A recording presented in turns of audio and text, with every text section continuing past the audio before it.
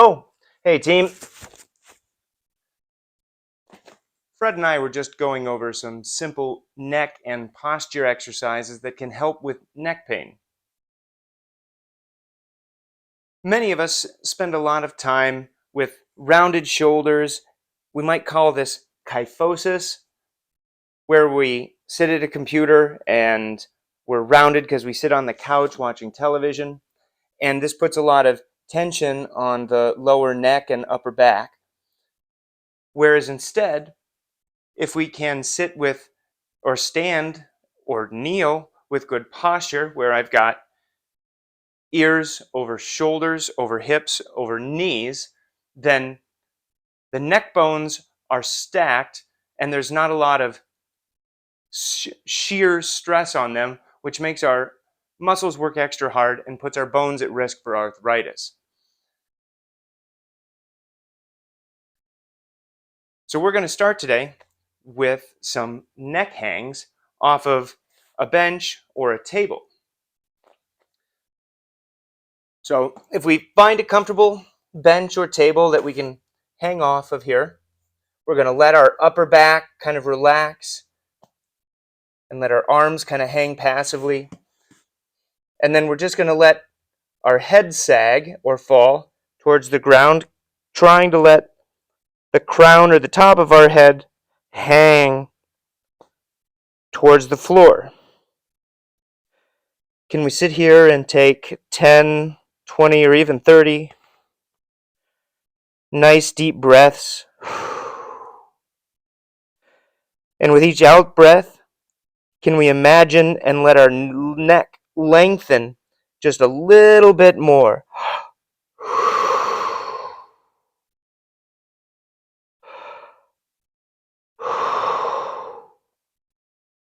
I'm pulling on my hair here for effect. Please don't pull on your own hair, unless you like it. Once our neck has had a chance to relax and hang for a while, then we want to retrain good posture with a straight spine. So we'll lift our head, and almost like I'm trying to lengthen my entire spine, I'm trying to point the top of my head or my crown as far away from my tailbone as possible. I've got two strings here pulling my spine nice and long. I'm just activating my spine muscles just enough to get to a perfect posture. Hold it for an in breath and out breath. And let that neck go back to that hanging position. Take an in breath and an out breath. Back to perfect posture. Long spine. I'm almost even gently driving with my legs, just ever so gently to activate that spine and hang here for a minute. Can we get 10 or 20 repetitions of hang to straight with a breath at the top and the bottom each? Once we've spent some time there and we're getting strong and comfortable, we also want to remember that our neck is supposed to move around. So as I'm holding my neck and spine, my entire spine is activated. My neck is long. I just want to gently look over each shoulder. Hold it here for a breath. Rotate the other way. Full breath. Back and forth for 20 or 30 repetitions or turns on each side.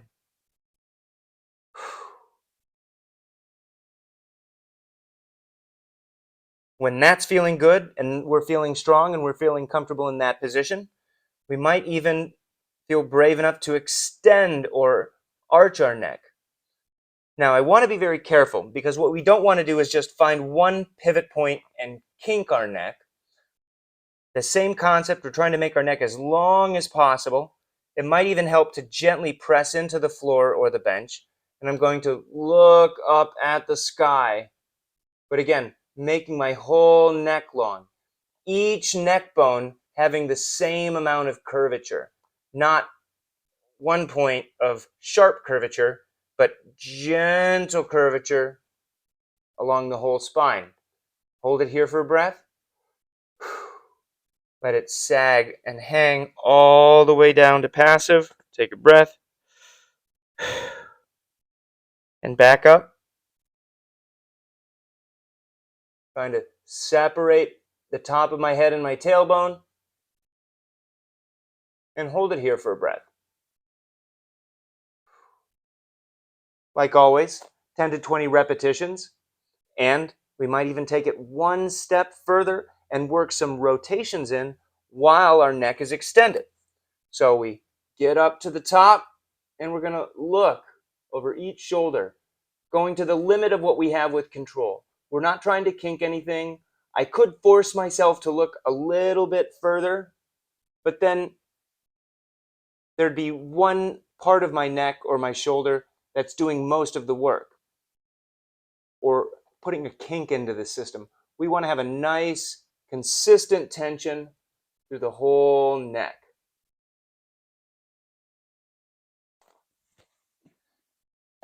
See what you guys can do with that position for a while. So if we have a recliner or a chair that we can let our neck hang off of ever so gently, kind of like the reverse of the previous exercise on the bench, then we can get some space here in the neck. Now, this may feel uncomfortable at first. I'm even noticing a bit of a pinching sensation kind of right in here. So what I like about this position is it's not passive. In fact, you have to be very gently engaged with these muscles in the front of your neck, the sternocleidomastoid platysmus. So first, we'll just kind of start in a neutral position. Can I squeeze my shoulder blades together? Can I line my shoulders up with my hips? Do I have a reasonably organized core? I'm not squeezing my belly really hard, but just enough so that my back is supported. And then I'm just maintaining a neutral neck here. And you might feel fatigued here after 20 or 30 seconds. You can even do some gentle look over your shoulders. Again, we're doing this actively just until you feel like your active range of motion stops. We don't want to force it in kink. We want to go, I feel in control here. Take a breath. And look over our shoulder. So now we get 10 to 20 looks over each shoulder. One thing that can be helpful is using a very light weight, like a can of beans on our unicorn horn. This adds just a little bit of stress. So again, can we gently hold this here in the neutral position for 10, 20, 30 seconds? Try to build up to a minute every day. You can do it in 6 chunks of 10 seconds, 3 chunks of 20 seconds, or however you like to do it. If you've been doing this for a couple weeks and are starting to feel comfortable, then can we gently look back over our shoulder as far as is comfortable. Again, we don't want to force anything and we don't want to kink anything. I'm trying to flex with each of my neck bones the same amount. I'm not kinking at one spot. I'm trying to lengthen my spine as I look over. And so we're just going to do nice and controlled repetitions here. Can we do 10 or 20 of those? Let's not also forget the side of our neck. This position might be a little bit hard to mimic, but do you have a bench or a recliner? You could even prop up some pillows on the side of your couch. And we're going to try to do the same kind of exercise, but with the side of our neck. Instead of putting it on our unicorn horn, we can put it on our cow horn, or our antler, if you will. And same kind of concept. I'm going to hold it in neutral for 20, 30 seconds. Nice, even breaths. If you're feeling good there, feeling strong, then can we touch this ear to this shoulder while lengthening the neck? Nice and slow. Remember, we're doing this for quality and control, not for speed and as many repetitions as you can. So just gently holding it in there for balance, lengthening my spine.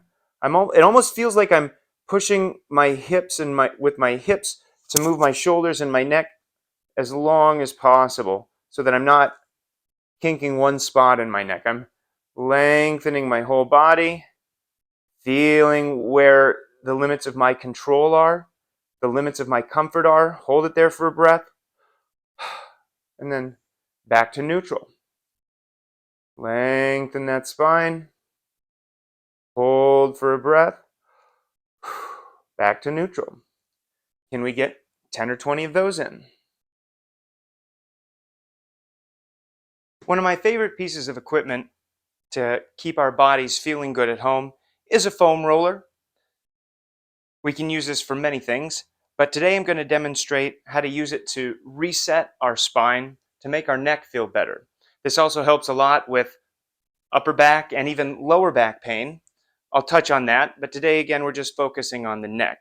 If you don't have a foam roller at home, you can use a long, thick, rolled up towel. Thanks for the demo, Fred. Let's see how this works.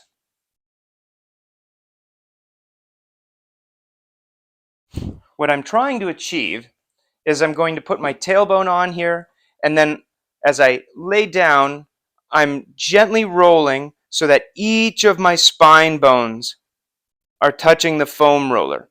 Especially in the lower back, I'm gently doing a bit of an ab crunch to keep my lower back nice and flat. You see, I can't sneak my fingers underneath my lower back here. Now, what this allows us to do is because each of the spine bones is supported, and only the spine, it lets the shoulders fall open so that you get a good stretch in the front of the chest. This is also a totally neutral position, meaning this is exactly where your body wants to be, but none of your muscles have to be activated to maintain this position.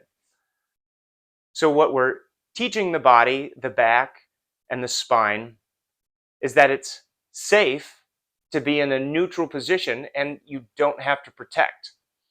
Many times, chronic pain in the neck and the back are because the muscles are always turned on trying to protect your back from an injury, but they get tired and sore because they don't know how to turn off because your back doesn't yet feel safe.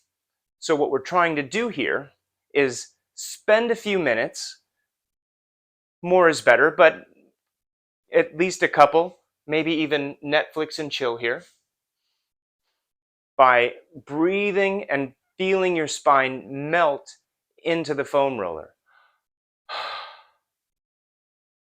We also want to feel our shoulders fall open. Can we gently pull our shoulders a couple inches away from our ears? Many of us spend way too much time in defensive mode trying to protect our neck with our shoulders, and that leads to tight trapezius muscles, and many people have trigger points here. So if we can engage our lat muscles or our armpit muscles to pull our shoulder blades down away from our ears, then those muscles get to relax too. Another common cue that I like to think about is trying to separate my tailbone and the top of my head. So I'm trying to lengthen my back out and then breathe in and melt on the out breath. So spending a few minutes here every day teaches your back that it can be safe in a neutral position and none of your muscles have to be turned on and protecting your lower back. It never hurts to add in a little bit of movement. We can always gently look from side to side, as comfortable, only as far as your body is allowing you to. One thing you might keep in mind is I'm actually putting a little bit of pressure into the back of my head, activating those muscles as I'm rotating. This is going to reinforce good posture in that neutral position. Spend some time in this position. Give your shoulders, neck, and lower back a bit of a break and see how you feel.